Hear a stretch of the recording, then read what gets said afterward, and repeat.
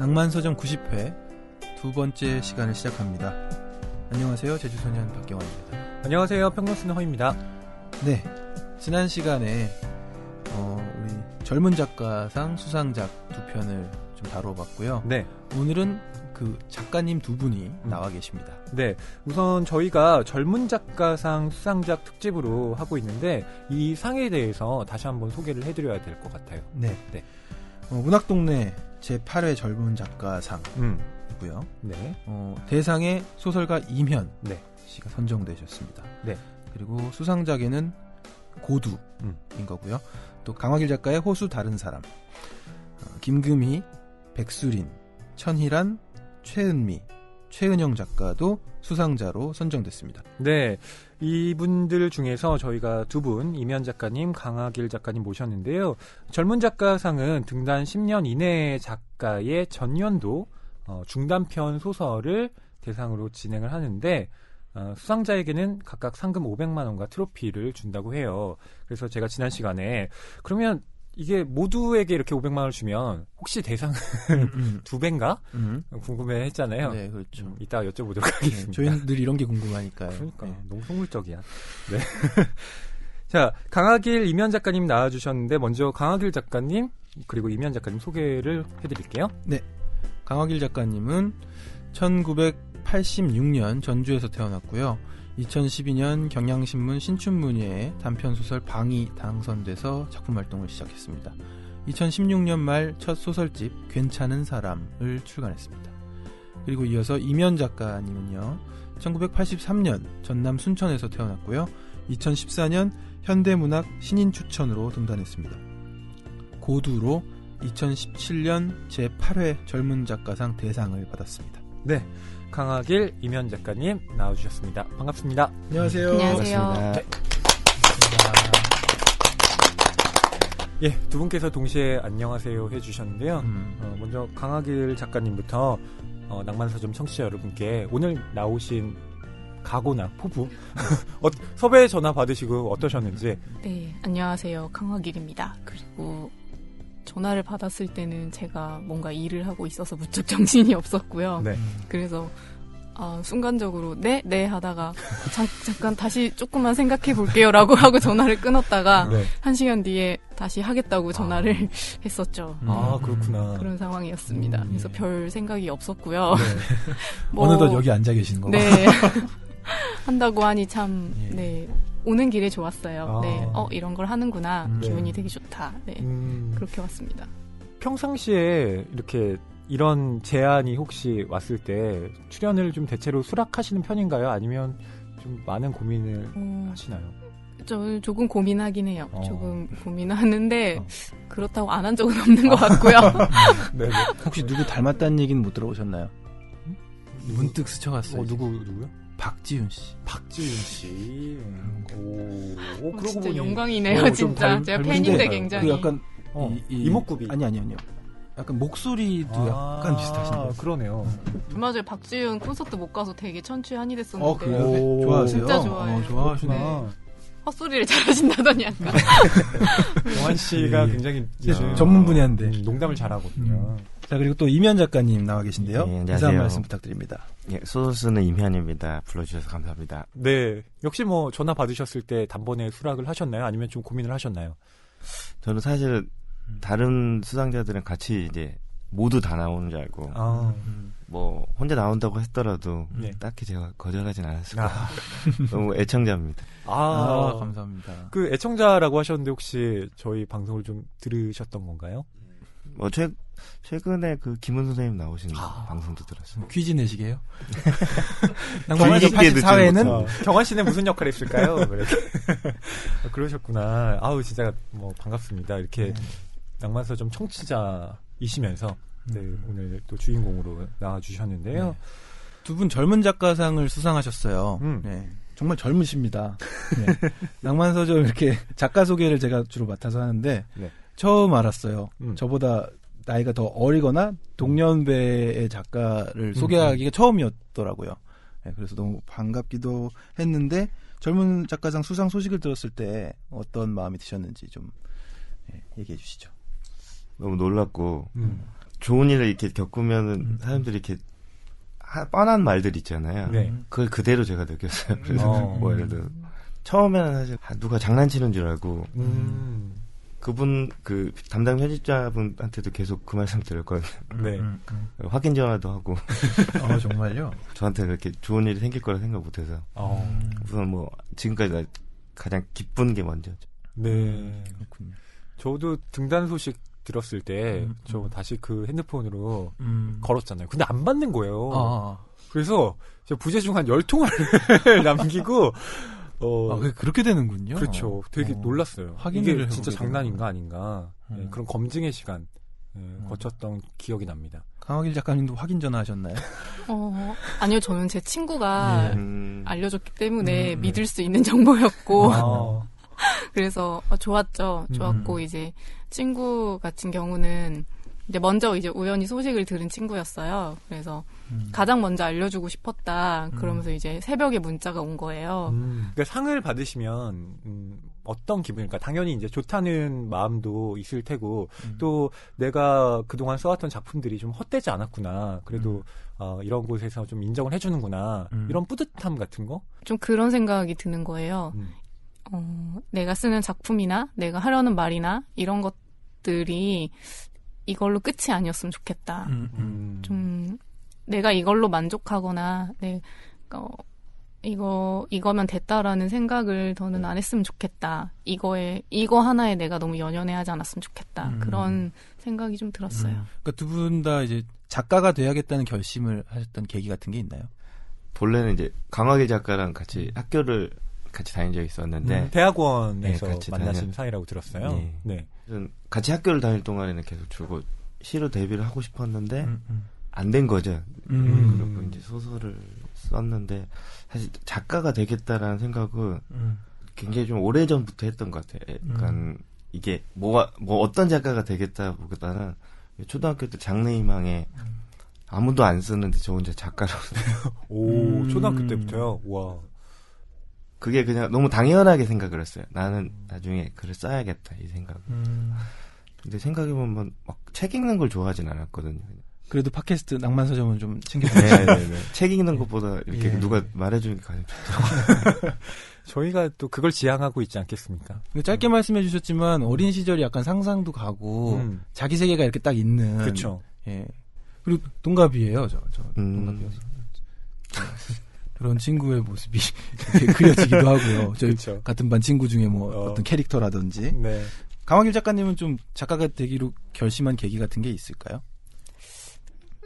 저도 약간 비슷한데 저는 이제 어렸을 때부터 소설 읽는 걸 굉장히 좋아했고 소설의 굉장한 팬이었던 거죠.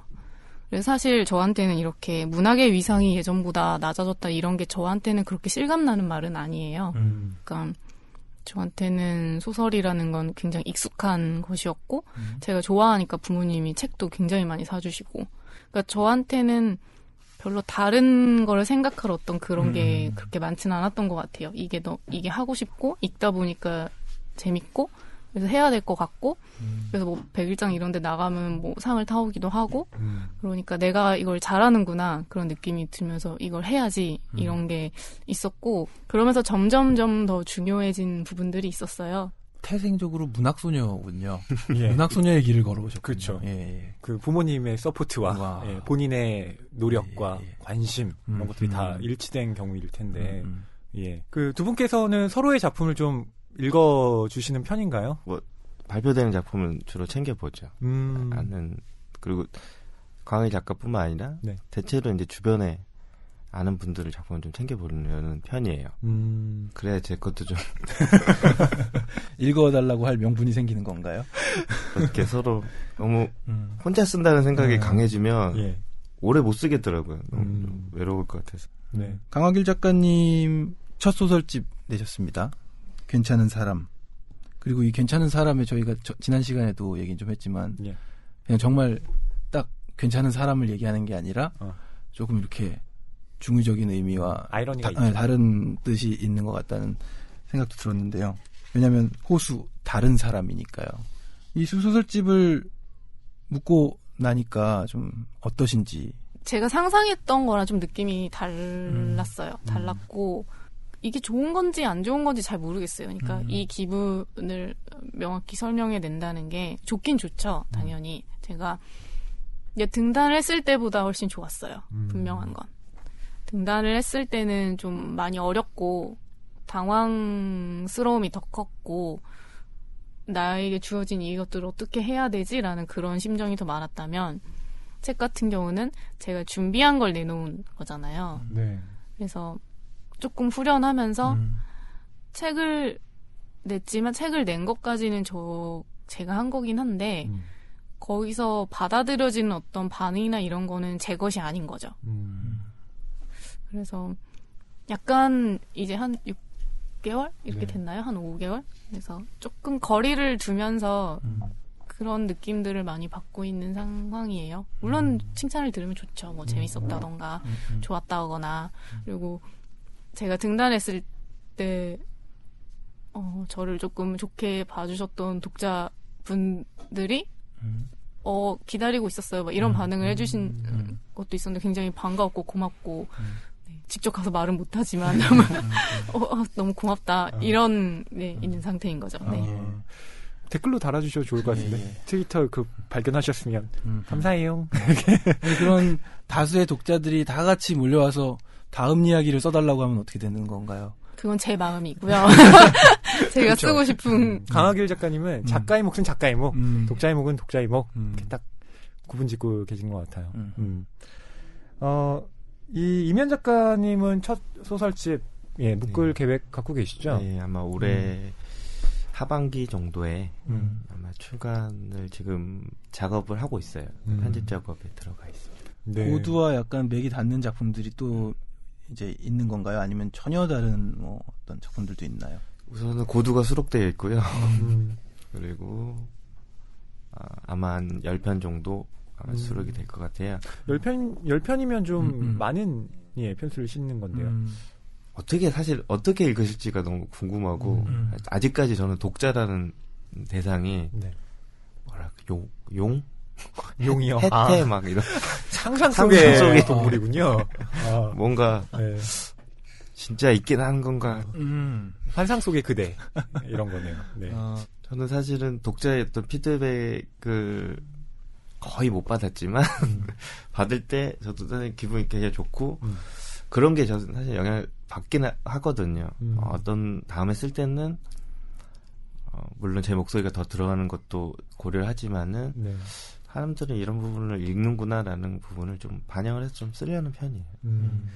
이 두 작가님이 이번에 단편으로 상을 받으신 거잖아요. 근데 이 한국 단편이 갖고 있는 독특한 지점들이 있어요. 그게 특히 미국 단편들이랑 비교해보면 정말 한국 단편은 아주 색채가 다르거든요. 한국 단편이라는 하나의 장르인가요? 그렇죠. 제가 보기에는 그렇게 불려도 무방할 것 같아요. 그러니까 한국 그 단편 소설이 그동안 구축해온 미학이라는 것이 분명히 저는 완전히 세계 문학의 흐름과는 좀 다른 측면에서 존재하고 있다고 생각이 드는데요. 그렇기 때문에 경환 씨가 이 작품 읽을 때도 약간 좀 난감해하는 부분들이 있었잖아요.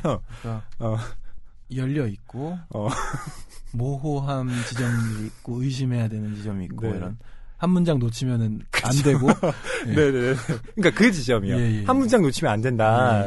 이 부분에 있어서 그러니까 한국 단편이 특히나 그래요. 되게 치밀해요. 이제 말씀하신 것처럼 저도 국내 문학의 한국 소설의 단편들은 사실은 뭐 영미의 단편보다 훨씬 더 밀도가 있고 이야기 자체도 한 이야기에 여러 가지 이제 에피소드라든지 장면들이 더 훨씬 더 촘촘히 메꿔져 있다고 생각을 해요. 그리고 장편과 이제 많이들 비교를 하기도 하고 반면에 한국 장편에 대한 어떤 성과가 단편만큼 못 미치다라는 말씀도 많이들 들리는데 소설이란 이름이 붙어서 그렇지 좀 더 다른 장르 같긴 해요. 그러니까 뭐랄까 어떻게 해야 된다 뭔가 보완을 해야 된다 이런 생각보다는 아까 말씀하신 대로 이미 어떤 생태계라든지 어떤 장이 형성이 되어 있고 그것 안에서 좀 자리를 계속 형성해간 거 아닌가. 특별히 어떤 대답이 된지 모르겠네요. 네네네. 근데 저한테 단편 소설이나 장편 소설은 큰 차이가 없는 것 같고요. 한국에서 단편 소설이 이렇게 발전을 하게 된 거는 구조적인 배경이 저는 크다고 생각해요. 이게 네. 옳고 그르다 이런 얘기를 하려는 게 아니라 어떤 뭐 개간지, 문예지의 특성상 이제 단편이 발전하게 된 거잖아요. 네네. 그런 상황에서 작가들이 자신의 기량을 이렇게 축적하고 그런 과정에서 이 수준에 올라왔다고 생각하고 역시 저도 굉장히 훌륭하다고 생각해요. 다른 나라의 단편이나 이런 거하고 굳이 비교했을 때 손색이 없다고 생각하고 그리고 이제 저희 세대라고 해야 되나요? 이게 80년대 태어난 어떤 작가들은 세계 문학이 굉장히 범람하는 어떤 뭐 전집이나 이런 것도 많이 있고 자랐고 조금은 불분명하다고 생각해요. 그럼 한국 문학, 세계 문학 이런 걸 분리하는 거라던가 이런 것도 조금 경계가 이전 세대보다는 조금 덜하다고 생각하고요. 그래서 조금 더 자유로워지고 있다고 생각해요. 장편을 쓰려는 친구들도 많고 저 또한 역시 그런 생각이 있고. 강하길 작가님의 이번 작품 그 호수 다른 사람 좀 어떻게 읽으셨어요? 소감을 좀 들려주시죠. 이미 뭐 다른 평들에서도 많이 거론이 됐지만은 네. 뭐 기존에 지금 문제가 되고 있는 이슈라든지 그런 부분을 정체성에 맞게 좀 잘 짚어낸 부분이 있지 않나. 저는 너무 스산해가지고. 그렇죠. 네. 아까 저희가 이야기를 나눌 때는 이 작품을 읽을 때 몸에서 벌레가 좀 기어다니는 듯한 기분이었다. 그런 이야기를 주고받았거든요. 크리피하다라고 경아 씨가 얘기했는데. 저희가 크리피라는 소설을 다룬 적도 있고요. 네. 네. 그리고 저는 단순한 독법으로 읽는 그런 독자이기 때문에 도대체 누가 범인이야? 그래서 읽기도 하고. 네, 이 편을 내달라고 제가 요청하려고 그쵸. 작가님 모시면 그 얘기를 하려고 그랬는데 예. 막상 오시니까 뭔 얘기하겠네. 예. 강하길 작가님이 이 작품을 또 쓰게 된 뭐 계기에 대해서도 좀 여쭤보고 싶은데 아까 이면 작가님이 말씀하신 대로 요즘 정말 그 젠더 폭력, 젠더 평등에 대한 이야기가 많이 대두되고 있잖아요. 그것과 맞물려서 지금 이 소설집이 굉장히 시의적절한 타이밍에 나왔다는 생각도 그렇습니다. 들거든요. 근데 물론 꼭 그것 때문이 아니라 작가님이 가져왔던 문제의 의식 자체가 넓게 지금 이 작품집 전체 안에 깔려 있는 건데 어떻게 이 소설을 좀 구상하게 되셨는지 말씀을 해주시면 좋을 것 같습니다. 처음에 이 소설을 처음 구상했을 때는 이런 형태는 아니었고요. 처음 써야겠다고 생각한 건 한 2015년 한 가을쯤 다른 소설을 발표하고 이제 다음 작품을 들어가야 되니까 그때는 두 여자의 이야기였어요. 뭐 지금과 큰 차이가 없는 것처럼 이제 들릴 수도 있겠지만 두 여자가 이런 테이블에 앉아서 얘기를 하는데 내 이야기인지 남의 이야기인지 혹은 누구의 이야기인지 모르는 어떤 그런 대화를 하는 거죠. 그게 폭력의 경험일 수도 있고 비밀일 수도 있고 네. 그런 얘기를 하다가 그냥 결국엔 자기들의 진심을 털어놓지 못하고 헤어진다. 그런 스토리였어요. 소설에 나오는 장면도 스쳐가네요. 그렇죠. 네, 그러니까 그렇죠. 그 장면에서 시작을 했던 것 같아요. 그리고 상당 부분을 좀 썼었고 쓰고 있는 상태에서 이제 청탁이 오니까 이제 이거를 써서 내야겠다라고 생각하면서 이제 열심히 작업을 하고 있던 중이었죠. 근데 중간에 좀 흐지부지 되기도 하고 좀 잘 안 써지는데 좀 잘 쓰고 싶은 작품이기도 하고 그래서 신경을 쓰고 있었는데 2016년 5월에 이제 강남역에서 사건이 일어났던 거죠. 근데 이 이야기를 하는 게 되게 조심스러운 게 마치 그 사건이 어떤 이 소설을 결정적으로 만들었던 것처럼 이야기가 되거나 좀 다른 방식으로 이야기하게 되는 어떤 그럴 수도 있겠다는 생각이 들어서 조금 조용히 하고 있던 편이었는데 예.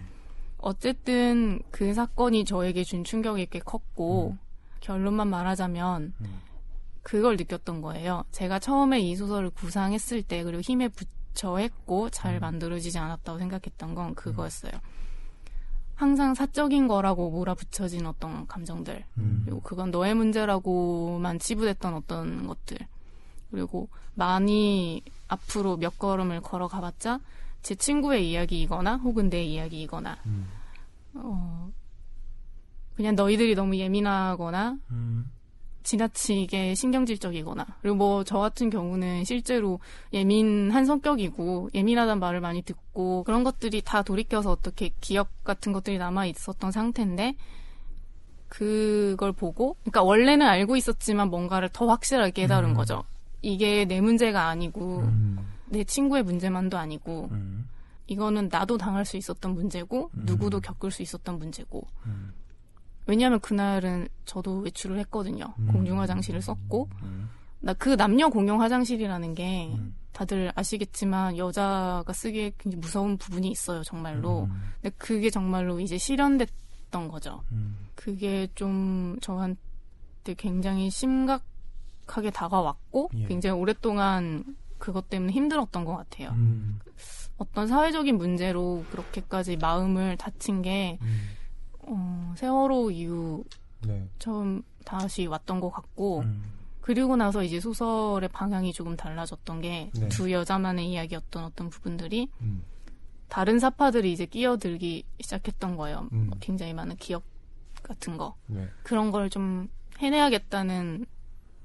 해내고 싶다라는 조금 욕심이 생겼었고 그래서 열심히 썼어요. 그때. 네, 네. 그러면서 이제 완성이 되었던 것 같아요. 그렇군요. 여기 보면 누군지 모르는 사람한테 폭력을 당한다기보다는 정말 나랑 가장 가까이에 있는 사람이 예. 예, 그런 폭력을 예. 저지르는 거잖아요. 그러니까 그 미묘한 어떤 관계의 내재에 있는 그 폭력에 대한 문제를 특히 젠더 폭력이죠. 예, 예. 이 작품 읽으면서 참 계속 생각하게 돼요. 네. 네. 그러니까 방금도 말씀해 주셨지만은 정말 그 문제가 얼마나 섬뜩할 수 있는가를 이제 작품으로 네. 더 확실하게 느끼게 해주신 것 같아요. 우리가 그냥 이렇게 살고 있으니까 네. 뉴스에서 보는 사건이니까 그냥 지나칠 수 있었던 여지가 있다면 작품으로 한 번 더 환기시켜 주시고 이야기를 강하게 던져주신 것 같습니다. 사실 이런 사회 문제 같은 경우는 젠더 문제 같은 지금 여성 문제라든지 이런 문제에서는 확실히 남성으로서 본래 가지고 있는 사회적 우위랄까 본래 받고 있는 어떤 그 혜택을 사실상 이거를 그러니까 지금부터 바뀌어야 돼 내가 바꿀게 이렇게 한다고 끝나는 문제는 아니라고 생각해요. 오히려 네. 더 체감을 해야 되고 사실 이걸 내가 알아야겠다 해서 아는 문제는 또 아니라고 생각하거든요. 근데 그런 부분을 할 수 있는 게 사실은 소설이라고 생각하거든요. 어떤 감성 교육이라고 할까요? 네. 이런 문제들을 사실 소설을 통해서 체험하고 내가 그럴 수도 있다라는 걸 의심해보게 되는 것들을 해야 된다고 생각하는데 그런 면에서 또 사실 여성 독자들에게도 많은 호응을 받지만 실제로 남성 독자들에게도 어떤 의미로 읽히고 있다는 알고 있거든요. 예. 예, 아마 그런 측면에서 도움이 되는 것 같아요. 저는 이 작품에서 물론 여러 가지 폭력의 양상들이 드러나지만 개인적으로 되게 울컥했던 건 그 미자네라고 나오는 맞아요. 예, 그 아주머니의 머리 수건을 이렇게 남자아이들이 벗겨서 그렇습니다. 막 도망치잖아요. 저 그 부분 읽는데 너무 가슴이 아픈 거예요. 아, 이게 되게 내가 그 가슴 아프게 느끼고 있는 일상의 폭력 같은 거구나. 이 아이들이 장난이라는 이름으로 그 미자네한테 한 게 도대체 뭔가 라는 생각도 들더라고요. 젠더 폭력의 가장 위험한 부분은 아는 사람에게서 많이 발생한다는 것이고 그거를 문제화시킬 수 없는 부분은 내가 사랑하는 사람, 내가 아끼는 사람, 그리고 내가 사랑받고 싶은 사람에게서 그런 문제들이 발생한다는 거겠죠. 그래서 굉장히 복잡하고 네. 그 상대를 미워하면서도 동시에 그 사람에게서 벗어날 수 없는 어떤 자기 혐오하고도 마주쳐야 되는 문제들이거든요.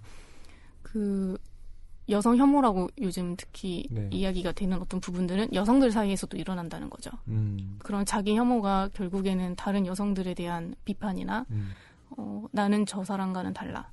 나는 저 사람과는 다르게 자랐고 저 사람과는 다른 인생을 살 거야. 라는 것으로 분리를 시켜서 내가 학대받고 있고 미움받고 있는 어떤 그 여성의 범죄에 들어가지 않는다는 그런 사람으로 자기를 분리시키려고 계속 만들게 하는 조장되는 그런 거에도 사실은 여성들은 시달리고 있고 그거에 매번 매순간 싸워 나가야 되는 어떤 그런 부분들이 있다고 생각해요. 그 다른 사람에서라고 부제가 붙어 있잖아요. 예. 강하길 작가님의 지금 이야기를 좀 들어보면, 그러니까 내가 그렇게 젠더 폭력에 시달리지 않는 그냥 보통 사람, 혹은 내가 정상적인 사람, 나는 예외적인 사람, 뭐 이렇게 받아들이고 싶은 어떤 욕망, 그것이 굉장히 중의적으로 표현된 제목이라는 생각도 들어요. 네. 그 다른 사람이 뭐 이안을 가리킬 수도 있는 거고, 나는 그렇지 않아 라고 생각하는 그러니까. 이 소설의 여성일 수도 있고요. 저는 단순하게 그냥 호수에 갔더니 다른 사람이 돼버렸다는. 그렇게 이거는 네. 생각했는데 전혀 아니더군요. 예. 뭐 해설이나 이런 데를 보니까 이면 작가님 방금 오라고 하셨는데 제 해석이 새로웠나요? 아니요. 어떠신가요? 자연에 의해서 이렇게 성격이 변한다라는 새로운 독법. 네. 호수에서 이안이 갑자기 이거 되게 중요한 변신하는 갑자기 에밀 졸라의 자연주의 아무도 없는지 살핀 뒤 예. 환경이 사람을 그렇죠. 바뀐다라는 그런 생각도 해봤었습니다. 예. 그리고 이 소설을 읽으신 많은 분들이 궁금해하실 것 같은데요. 맨 마지막 문장. 해야 할 일을 했다. 해야 할 일을 했다. 이게 도대체 뭐냐? 이면 작가님 그 마지막 문장에 대해서 혹시 나름대로 어떻게 추측을 하셨나요? 말했던 대로 가까운 사람들에게 당하는 어떤 폭력들을 응징한다? 뭐 이런 식으로 읽었던 것 같아요. 그렇구나. 저도 비슷하게 읽었는데요. 그 진영, 그러니까 나가 계속 그 뾰족한 걸 들고 다니잖아요. 드디어 이안을. 그렇군요. 네, 거기에서 찔렀구나. 라고 저는 그냥 추측했습니다. 제 나름대로의 결말이에요. 예.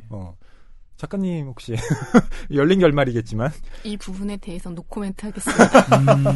역시 그렇군요. 네. 뭐 이면 작가님과 저의 생각이 또 크게 다르진 않은 것 같은데 어쨌든 좀 그로데스크한 장면이 펼쳐지는 그쵸. 거네요. 예. 저희 그 고두에 대해서도 좀 이야기를 해볼까요? 강하길 작가님은 이면 작가님의 고두 어떻게 읽으셨나요? 평소 이제 이면 작가가 잘하는 이야기를 그보다 훨씬 더 잘한 이야기라고 생각했고요. 약간 이거 잘 들으면 평상시보다 너 좀 잘했다. 저만 이상하게 들리는 건 아니죠? 아니요. 네. 저는 이면 작가가 굉장히 잘 쓰는 작가라고 생각하고요. 이 잘 쓴다는 거에 대해서 뭐 여러 가지 설명을 붙일 수 있겠지만 그 제가 아는 이면 작가는 오랫동안 시를 썼고 그래서 어떤 폭발적인 한 장면을 만들어내는데 굉장히 훌륭한 감각을 갖고 있다고 생각해요.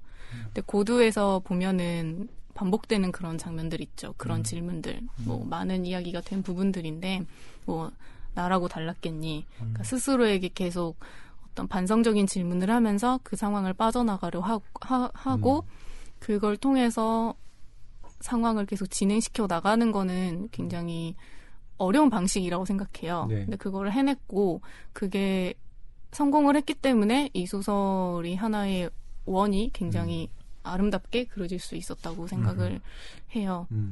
그래서 저에게 고두는 그런 작품입니다. 하나의 원이 굉장히 매끄럽게 그려진 그런 타원을 떠올리게 하는 그런 작품이죠. 네.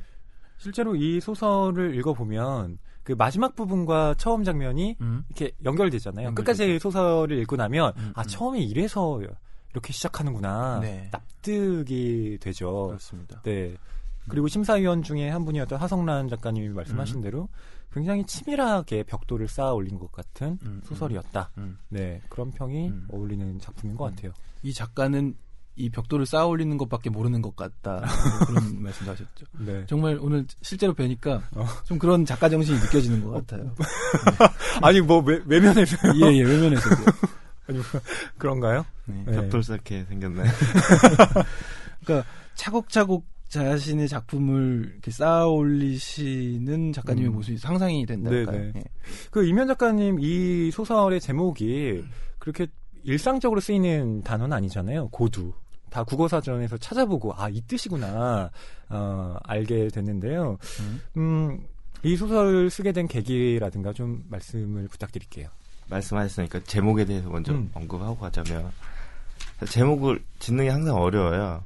제목에 자꾸 그 주제어라든지 그걸 좀 드러내려고 하는 좋지 않은 버릇이 생기더라고요. 그래서 그럴 바에는 좀 낯설게 써는 게 낫지 않을까 해서 아주 저도 썩 마음에 들진 않지만 그래도 뭐 그렇게 선정하게 됐고 저도 쓸 때 처음에 이런 장면을 구상한 건 아니었었어요. 그래서 다른 걸 쓰다가 좀 쓰고 싶었던 얘기는 이런 거였어요. 좀 어떤 말들이 맞는 것처럼 보이지만은 대상에게 그런 말을 해서는 안 되는 말들인데 뭔가 어떤 사람도 그게 맞다고 생각하면서 자꾸 하는 말들을 듣고 보면서 저런 거에 대해서 좀 써봐야겠다라는 생각을 했는데 예를 들어서 뭐 사람이니까 그럴 수 있지라는 말은 어떤 관용이나 어떤 용서라든지 이런 거에 통경이 될 수 있지만 정작 용서를 받아야 될 사람이 그 말을 하는 순간 그 말이 이제 틀린 말이 되는 것처럼 그런 상황을 좀 안나의 소설로 한번 그려보고자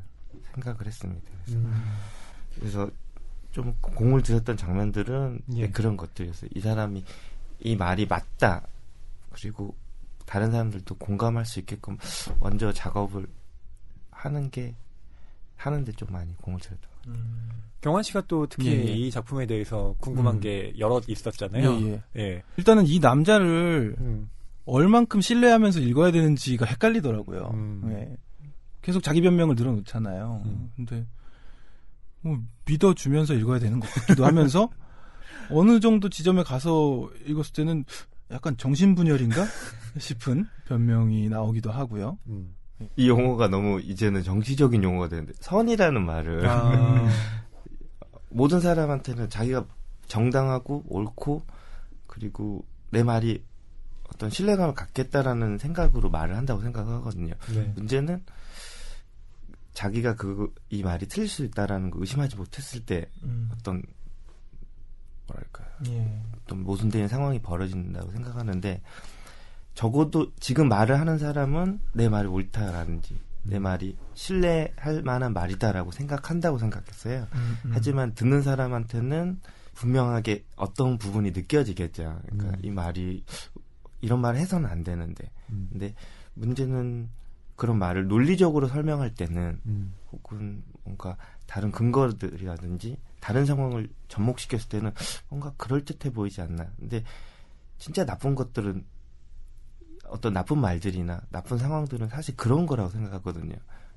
더 그럴듯하게 만들어버리는 것. 우리가 주변에서 경험하는 나쁜 상황들은 그런 거라고 생각해요. 그러니까 경환 씨가 헷갈려 하시는 그 부분을 작가님이 노리신 거죠. 그러니까요. 그러니까 그렇게 하라고 이 소설을 당했네요. 쓰신 거고 이면 작가님이 말씀하신 그 선의의 문제, 저는 이게 결국 형식과 내용에 대한 문제라는 생각도 들었거든요. 그 고등학교 윤리 교사인 이 내가 김 선생이죠. 뭐 이름은 잘 모르겠지만 성은 김씨인 이 선생이 실제로 마음은 미안하지 않더라도 네가 머리를 조아리는 행위 자체가 그게 멋있는 거다. 그게 너한테 도움이 될 거다. 이런 식으로 학생들한테 알려주잖아요. 그게 어떤 인생을 살기 위한 하나의 좋은 조언인 양 해주는데 그에 대한 그럴듯함이 저한테는 한편으로 와닿는 부분도 있었고 그러면서 계속 논리적으로 반박하고 싶어지더라고요. 그게 왜 나쁜지에 대해서. 근데 그 반박 지점이 의외로 또 잘 생각나지는 않더군요. 그러니까 이 사람의 말이 너무 그럴듯한 거예요. 그래서 이렇게 소설을 다 읽다 보면 어느새 그의 논리에 약간 빠진 듯한 그러니까 여기에서 그럼 우리가 좀 이 사람한테 어떻게 재반박을 할 수 있을까 이런 궁금증도 또 들게 되더라고요. 이 선의에 대해서 그러면 우리가 생각하는 이 선의가 다 틀린 건가 이런 어떤 모순에 우리가 직면하게 된 부분을 제대로 이제 해결하지 못했다라는 지적을 받았는데 저도 그 부분은 생각을 하고 있거든요. 근데 다만 더 제가 말하고 싶었던 거는 그 선의가 틀렸다라는 말이라기보다는 그보다는 누군가는 이 선이라는 것에 대해서 착한 사람들만 알고 있는 게 아니라 그걸 이용하는 나쁜 사람들도 이것이 옳고 좋다라는 걸 알고 있다라는 점을 조금 표현해보고 싶었어요. 그래서 같은 말이 어떤 말이 다른 사람에게 도움이 되는 말일 수 있지만 그게 또 다른 용도로 쓰였을 때는 자기 변명이나 자기 합리화라든지 이렇게 쓰일 때 사실 그 형식이 타인에 대한 어떤 감정적인 행동이 아니라 오히려 되게 논리적이고 합리적이고 객관적인 행동으로도 보일 수 있다라고 생각하거든요. 네. 강하길 작가님은 이 선의에 대해서 혹시 어떤 생각을 갖고 계신가요? 어려운 질문이고요. 굉장히 단순화해서 대답하기도 좋은 질문이라고 생각해요. 왜냐하면 선의는 폭력이 되기가 굉장히 쉽다고 생각하고요. 네. 이제는 굉장히 흔하게 이야기되는 뭐 예루살렘의 아이만 같은 그런 이야기는 이제 그렇게 특별한 용어로 불리지가 않죠. 네. 그러니까 다들 아는 이야기잖아요. 악의 이제. 평범성. 그렇죠. 네. 근데 저는 그런 시대라고 생각해요. 악의 평범성을 논의하면서 악의 평범성에 대해서 이야기하면서 동시에 폭력을 저지르고 있는 선이라는 이름으로 오히려 이게 이중이겹이 되었고 더 깨어난 상태에서 더 깊이 들어가서 무심하게 저지르는 어떤 그런 게 있다고 생각해요. 그래서 물론 저도 이런 문제에 대해서 제가 쓰고 있는 부분과 어느 정도 결이 맞는 부분이 있다고 생각을 하고요. 당연히 제가 쓴 소설들에서 벌어지는 어떤 여성이 여성에게 가했던 폭력, 남성이 여성에게 가했던 폭력 그런 것들은 다 이런 범주 안에서 일어난다고 생각해요. 그러니까 누군가에게 나쁜 짓을 하는 거를 지적하는 건 너무 쉽잖아요. 네. 너무 쉽고 그걸 발견하는 것도 쉽고 그런데 뭔가 무심코 저지른 것 그리고 그게 만일에 자기 연민과 그걸 저지르고 있는 사람이 자기 연민과 자기 스스로에 대한 어떤 피해의식과 이런 거에 둘러싸여서 만일에 또 벌어졌다면 그것도 복잡한 문제가 되는 거겠죠. 그래서 이런 상황에서 벌어지는 일들이 굉장히 많다고 생각하고요. 그러다 보니까 더 복잡하고 네. 어렵고 또 더 분노하게 만드는 네네. 그 선의에 대해서 또 역사적으로 쉽게 대입해 보면 뭐 예루살렘의 아이만도 말씀을 해주셨지만 그 식민주의가 전파될 때, 그러니까 제국주의와 결합되면서 그 제국 국가들이 식민지를 건설했던 가장 큰 대의 명분은 우리가 너희를 잘 살게 해줄게. 너희를 계몽시켜줄게. 네. 이거였거든요. 국제적인 선이네요. 네. 네. 우리가 너희의 그 미개함을 일깨워줄게 였는데 그 선의는 곧바로 폭력으로 네. 예, 변질돼 버렸잖아요. 선의를 가장한 그렇죠. 폭력이네요. 그러니까 이런 선의에 대해서는 뭐 이미 역사가 그 모순성을 좀 명명백백하게 드러내주는 바가 있고요. 그렇기 때문에 저는 형식에 대해서 자꾸 생각해 보게 되더라고요. 그러니까 저는 이 고두에 등장하는 서술자인 나의 말 중에서 일정 정도 감화되는 부분이 있었어요. 그러니까 어디가 그랬냐면 뭐 사랑해서 때렸다고? 그런 게 어디 있어? 라고 이 서술자가 이야기를 하거든요. 그런 거 없다. 형식이라는 것이 얼마나 중요한지 사랑하면 그러면 안 되지. 라고 얘기하는 부분이 있거든요. 그러니까 그 형식에 대한 것들이, 그러니까 형식을 지키지 않는 것들이 생각보다 지금 우리 사회에 더 만연해 있는 게 아니냐. 그러니까 우리는 선이라는 이름으로 형식이 뭐가 중요해. 마음만 있으면 되지. 이런 것으로 되게 많이 어떤 현상들을 호도하고 있는 건 아닌가. 이런 좀 의심? 네, 들더라고요. 말씀 들으니까 좀 들었던 생각은 저도 그게 중요하다고 생각해요. 그러니까 정치적 올바름을 실천하는 행위는 매우 중요한데 문제는 정치적 올바름에 대해서 우리는 계속해서 그걸 개발하고 뭔가 예민하게 다시 좀 재점검을 할 필요는 있다고 생각을 해요. 그러니까 단순하게 이 형식이 맞고 그러니까 이걸 실천하는 걸로 이것이 정치의 올바른 끝이다라는 게 아니라 올바른 정치로 가기 위해서는 그걸 계속해서 재개발하고 계속 발전해 나가는 과정이 필요해야 되는데 사실 고도의 주인공에서 없었던 부분이 그런 부분이라고 생각하거든요. 네. 그러니까 실질적으로 유리라는 것은 계속 의심하고 흔들리고 해야 되는데 의심해라라는 말만 할 뿐이지 정작 이 주인공은 하지 않았기 때문에 네. 어떤 규격에 맞췄을 뿐이지 진정한 어떤 그런 뭐랄까 그러니까 실천하는 어떤 행동은 하지 않은 것처럼 돼버리는 거죠. 그러니까 이 머리를 조아리는 듯 하지만 실제로는 뭐랄까요? 이 사람은 안 그랬던 거죠. 겉으로만 이렇게 미안하다. 내가 잘못한 것 같다. 하지만 but 하면서 쭉 이야기를 하는 것 자체가 이 사람이 갖고 있는 자기 모순, 네. 자기 변명 이런 것들을 보여주는 건데요. 저는 이 작품을 읽으면서 우리 모두가 가지고 있는 좀 변명 그리고 우리 마음속에도 내재되어 있는 어떤 그런 나쁜 모습들과도 마주한 부분이 있거든요. 그러면은 그런 의도는 혹시 작품 속에는 담겨 있는 건 아닌지. 그러니까 지금 얘기를 쭉 들어보니 주인공을 완전히 좀 나쁜 쪽으로 봐야 되는 걸로 들려서 그렇지 않은 쪽으로도 또 쓰신 것은 없나요? 그 어떤 사람이 특별하게 예를 들면 조커 같은 인물은 네. 있겠죠. 근데 내가 경험하기에는 너무 먼 사람인 거예요. 실제로는 제가 오늘 처음 뵀지만은 이분들을 제가 오늘 좋은 인상을 가지고 갈 수도 있고 그리고 그럴 확률이 더 높잖아요.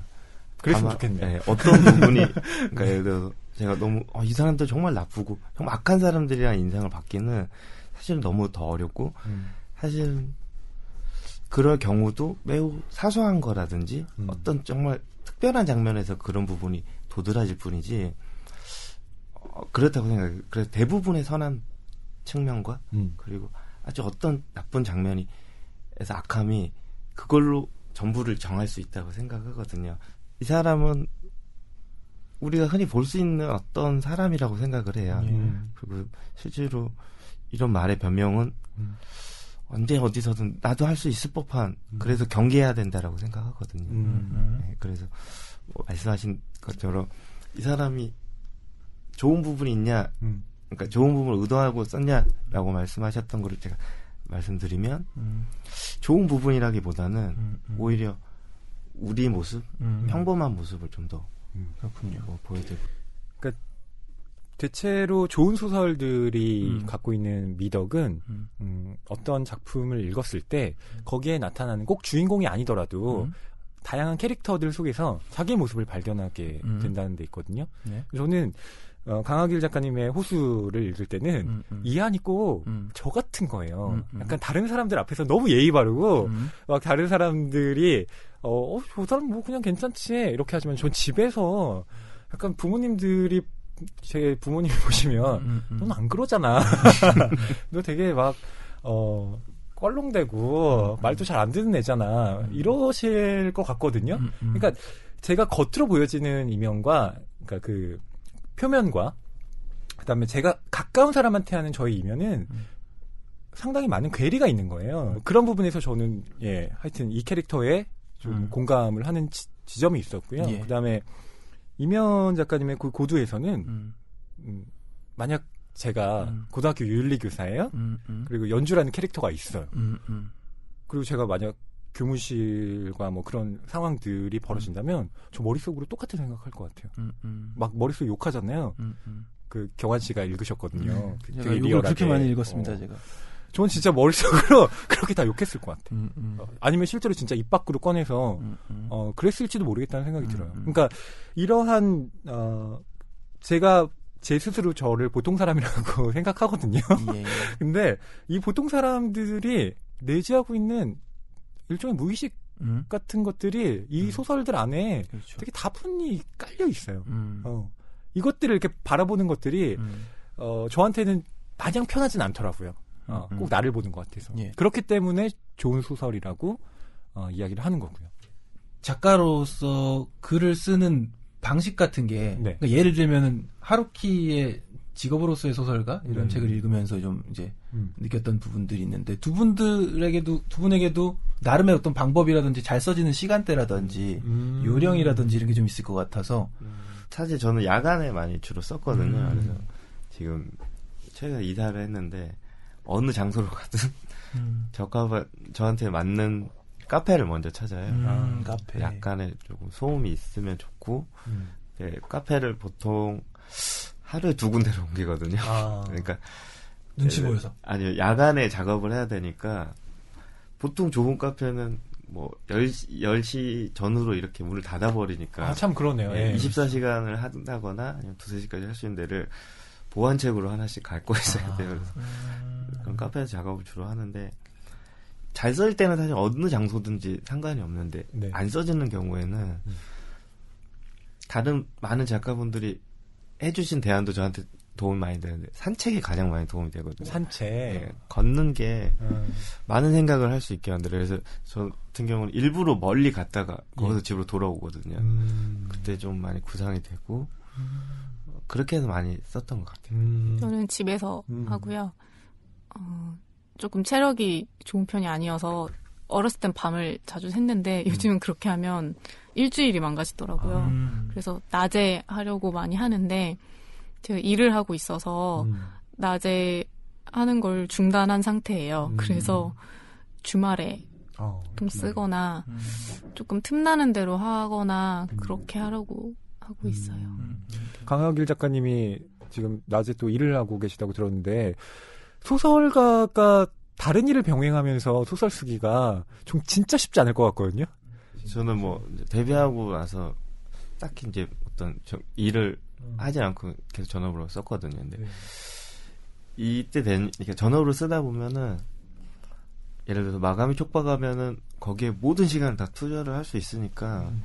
근데 사실 문제가 되는 거는 물론 이제 경제 문제죠. 그렇죠. 그러니까 그것 때문에 그것도 여쭤보고 싶었어요, 사실은. 네, 사실 아까 이제 글이 가장 안 써지는 시간은 언제냐면 제가 돈 걱정할 때가 제일 안 써지거든요. 그 걱정이 들면은 정말 글을 제대로 못 쓰겠더라고요. 저도 근데 비슷한데 돈 걱정을 하는 시간에 더 글이 써지지 않기 때문에 그런 문제에 있어서는 조금 포기를 한 부분이 있어요. 이게 고료로만 먹고 사는 게 불가능하고 가장 지금 상태에서 제가 만일에 요구할 수 있는 거 원고료를 올려달라는 요구이겠지만 올랐으면 좋겠지만 원고료가 거의 10년째 동결이죠. 네, 똑같습니다. 네. 그렇지만 이제 힘들죠. 힘들다는 것도 알고 있고 그렇다면 이제 계속 글은 써야 되니까 그래서 일을 하면서 어느 정도 버텨가면서 하는 게 최선이라는 생각이 들고 그나마 이게 정신건강을 조금 보호해 주는 거잖아요. 내 생활을 내가 꾸려나가면서 글을 쓴다가 굉장히 중요하더라고요. 그리고 글을 쓰는 게 작가들에겐 다른 분들은 어떨지 모르겠지만 저에게는 약간 일상만큼 중요하진 않은 것 같아요. 제 일상이 무너지면 글이 무너지는 것이기 때문에 우선순위가 있다면 조금 일상을 좀 더 유지를 하고 그런 깨끗한 정신 상태에서 쓸 수 있는 글이 저에겐 좀 더 잘 맞고 더 잘 작품도 만들어지고 그러는 것 같더라고요. 그래서 힘들지만 견디면서 하고 있습니다. 그렇군요. 저도 지금 젊은 작가분들 모셨잖아요. 네. 젊은 평론가로서 굉장히 깊은 고민, 공감을 합니다. 요즘엔 여기 윤태진 PD님도 앉아 계시지만 그 서점계에서 일하시는 분들, 작가도 피부로 느끼겠죠. 소설집을 출간했을 때랑 장편 소설을 출간했을 때랑 독자들의 반응이 달라요. 저도 찾아보면 동일한 작가가 냈는데 어떤 작가의 단편 소설집보다는 어떤 작가의 장편 소설이 훨씬 더 주목받는 경우가 많더라고요. 저는 그게 분명히 지금 시장에서 받아들여지는 단편과 장편의 어떤 감성이 차이가 있다고 생각을 하거든요. 장편이 나타내는 세계관과 단편이 보여주는 세계관의 어떤 차이가 독자들에게는 어쨌든 좀 더 그 소설의 세계 속으로 깊이 빠지고 싶은데 단편은 금방 끝나서 그런 걸까요? 그리고 이 작가가 쓰는 면에 있어서도 그 세계를 계속해서 만들어내야 되는 어떤 지구력 같은 게 더 필요하니까 그럴 수도 있겠죠. 말씀하신 것처럼 이제 한국 문학에 가지고 있는 단편 소설의 밀도가 이런 말 적합한지 모르겠어요. 훈련된 독자들을 접근하기 좀 용이하게 돼버렸거든요. 그러니까 어떤 사실 작년이나 재작년에 많이 지적을 받았던 것처럼 어떤 이제 대중 독자들이 진입 장벽이 너무 높아진 거 아닌가. 그래서 이제 뭐 대중성을 취해야 된다라는 이제 목소리도 많았는데 사실 제 생각에는 그것만큼의 어떤 또 성과를 이뤄놓은 거 있고 그것대로 발전하면 좋을 것 같고 또 다른 이제 뭐랄까요 좀 다른 방향으로서 단편도 사실은 생기는 것이 더 양적으로나 또 혹은 다양성 측면에서 좋을 것 같고 반면에 장편 같은 경우에는 보다 이제 단편의 밀도보다는 좀 더 많은 이야기들을 하면서 좀 접근하는데 좀 더 용이한 게 아닌가. 그래서 그런 게 아닐까요? 저도 사실은 장편을 추가해 본 적이 없어서 어떤 반응으로 읽는지 근데 네. 읽는 독자로서 저는 아마 그렇게 그렇죠. 읽은 것 같아요. 그리고 장편을 선택하는 이유는 재미의 측면이 크겠죠. 그러니까 단편이 재미가 떨어진다 이게 아니라 뭐 이면 작가님 말씀하셨듯이 어느 정도의 독법이 필요한 부분이 있는 것 같아요. 그 단편은. 그러니까 장편이라고 해서 독법이 필요가 없는 건 아닌데 대신 장편은 호흡이 길다 보니까 이렇게 순간 어떤 한 장면에 집중하게 만든다거나 그러니까 어느 정도 한 에피소드가 흘러가고 있을 때 이 에피소드를 따라가는 동안에는 어떻게 편안하게 만든다거나 이런 게 좀 있는 반면에 한국 소설이 어렵다고 생각하진 않아요. 저는 읽는 게 어렵다고 생각은 안 하는데 조금 더 많이 집중해야 되는 부분이 있는 거죠. 상대적으로. 그거 어려운 거 아닌가요? 아, 집중력이 많이 필요하니까. 네. 어쨌든. 네. 네. 그러니까 독서를 정말 취미나 소일거리나 쉬고 싶은 사람들이 선택할 때는 장편을 선택하는 게 어쩌면 당연한 문제일 수도 있고 그래서 스릴러라든가 연애물이라든가 그런 것들이 좀 더 각광을 받는 거겠죠. 네네. 그 두 분께서 이제 장편들 출간 계획이 다 있으시니까 예, 또 새로운 한국 문학의 어떤 활력을 또 불어넣지 않을까 기대가 많이 됩니다. 저는 오늘 이렇게 젊은 작가상을 수상하신 두 분의 작가 이면 작가님 그리고 강화길 작가님 모시고 낭만서점 90회 2부를 진행했는데요. 마지막으로 두 분께 낭만서점에 출연하신 소감을 좀 여쭤보려고 합니다. 뭐 우선 불러주셔서 너무 감사드리고 제가 좀 더 즐겁게 했어야 되나요? 아니요. 충분히 잘 해주셨습니다. 이렇게 즐거웠는데 어떻게 더 즐겁나요? 네, 아니, 너무 무겁게 얘기해서 노를 끼치는 게 아닐까 좀 걱정되기도 하고 다음에 혹시 또 불러주시면 그때 좀 경쾌한 버전으로 밤에 해야 되는 거 아닌가요? 근데 주로 활동도 그런 것 같아요. 좀 너무 저도 일어나자마자서 네, 저도 꼭두새벽인데 네. 아무튼 너무 좋은 질문들 많이 해주셔서 저도 생각 안 해봤던 것들도 있었는데 좀 정리하는 계기가 된 것 같아요. 감사드립니다. 네, 강하길 작가님, 어떠셨나요? 저도 너무 즐거웠고요. 그러게요. 좀 너무 무겁게 했나 싶고요. 좀 헛소리도 원래 잘하고 이러는데 오늘 너무 무슨 시사평론도 아니고 제가 평소에 말하지 않는 것들을 많이 말한 기분이 들어서 조금 어깨가 무거운데요. 버전이면은 제가 처음부터 그렇게 갈 수 있었는데 처음 뵈서 그러지. 저 이제 긴장을 했었는데 이제 좀 풀리네요. 지금 다시 시작해야 되는 분위기인데 다음 기회에 언젠간 또 나오실 일이 있겠죠? 네.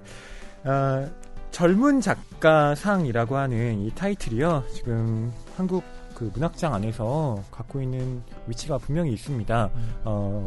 혹시 한국 소설을 많이 읽지 않은 독자분들께서 요즘 젊은 작가들의 좋은 작품이 뭐가 있나 이렇게 고민하실 때 이 작품집 선택하셔서 소설들 읽어보시면 좋을 것 같고요. 그중에서 특히 이면 강하길 작가 그렇습니다. 이름 기억해 주셨으면 합니다. 낭만서점 함께해 주신 여러분 감사합니다. 저희는 다음 시간에 다시 돌아올게요.